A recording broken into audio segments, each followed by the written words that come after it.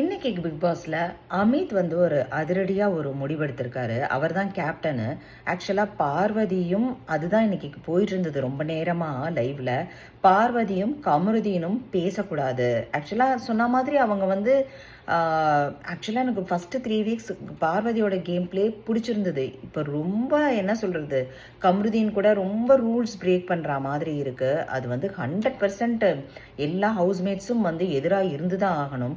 கரெக்டாக அமித் பண்ணியிருந்தாரு. அவர் வந்து என்ன சொல்லியிருந்தாருனாக்கா, 2 பேரும் இந்த ஃபுல் வீக் பேசக்கூடாது. அட்லீஸ்ட் அவங்களுக்கு கொஞ்சமாவது அந்த கில்ட் ட்ரிப் இருக்கணும் அவங்களுக்கு வந்து. அப்படி இன்கேஸ் வந்து நீங்கள் பேசுகிறீங்கன்னா ஹவுஸ்மேட்ஸ் யாரும் பேச மாட்டாங்க அப்படின்னு சொல்லிட்டு அந்த ஐடியா வந்து கொடுத்தது வந்து ஆதிரே அண்ட் விக்ரம் அப்படிங்கிறதையும் அவர் கிரெடிட் கொடுத்தாரு அமித். ஸோ ஆனால் இவங்க 2 பேரும் ஒத்துக்கவே இல்லை. பார்வதி ஏன் வந்து இந்த மாதிரி ஒரு கேம்குள்ளே போனாங்க அப்படிங்கிறதே தெரில. கமருதீனும் பார்வதியும் இது வந்து பார்க்குறதுக்கும் நல்லா இல்லை. ஆக்சுவலாக வந்துட்டு ரொம்ப என்ன சொல்கிறது, ஒரு மாதிரி ஆக்வர்டாக இருக்குது. அது வந்து அவங்க ஹக் நான் தப்புன்னு சொல்ல, ஆனால் இது இது பிக் பாஸ் ஷோ. இது வந்து தமிழ் ஷோவில் இந்த மாதிரியெல்லாம் நடந்ததே கிடையாது. ஸோ அதனால் இது வந்து கொஞ்சம் குறைச்சிக்கிட்டா நல்லது. இந்த மாதிரி மைக்கை மறைச்சி வச்சுட்டு பேசுறது, அதே மாதிரி அடல்ட் கண்டென்ட் பேசுறது, இது எல்லாமே வந்துட்டு ஸோ அது அவங்களுக்கே பேக் ஃபேர் ஆகும். வெளியில் வந்தால் அவங்களுக்கே கஷ்டமாக இருக்கும். ஃபஸ்ட்டு 3-4 வீக்ஸ் ரொம்ப நல்லா, அதாவது கத்துறாங்களோ என்னமோ, நல்லா கேம் விளையாண்ட மாதிரி இருந்தது. அதுக்கப்புறம் அவங்க கேமை எங்கே லூஸ் பண்ணாங்கன்னு தெரில. ஸோ அந்த மாதிரி போயிட்டு இருந்தது. ஆனால் அவங்க ஒத்துக்கவே இல்லை. அப்புறம் இல்லாட்டினா சரி, இது 2மே இல்லை, ஒத்துக்க மாட்டேன்னு சொன்னீங்கன்னா வேணும்னா எல்லா வெசல்ஸையும் நீங்கள் தான் வாஷ் பண்ணணும் அப்படின்னு சொன்னால் அதுவும் இல்லை, நீங்கள் எல்லா வெசல்ஸையும் போடுவீங்க அப்படிங்கிற மாதிரி ஆர்குமெண்ட் போயிட்டு இருந்தது.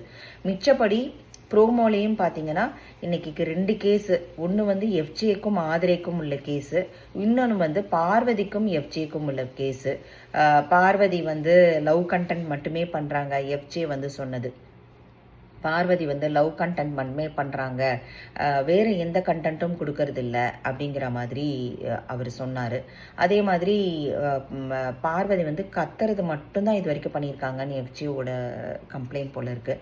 ஸோ பார்வதிக்கு ஃபாரா விக்ரமும், எஃப்ஜேக்கு ஃபாரா சபரியும் இறங்கியிருக்காங்க.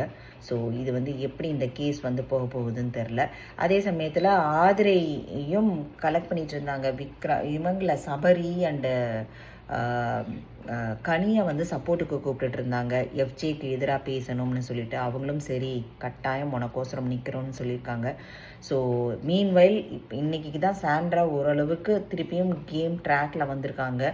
அவங்க பார்வதிக்கு வந்து நீ வந்து பண்ணினது தப்பு, மைக்கை மறைச்சி பேசினது தப்புன்னதும் லைவ்ல பார்க்க முடிஞ்சுது. பார்ப்போம் இன்னைக்கு எப்படி ஷோ போகுதுன்னு.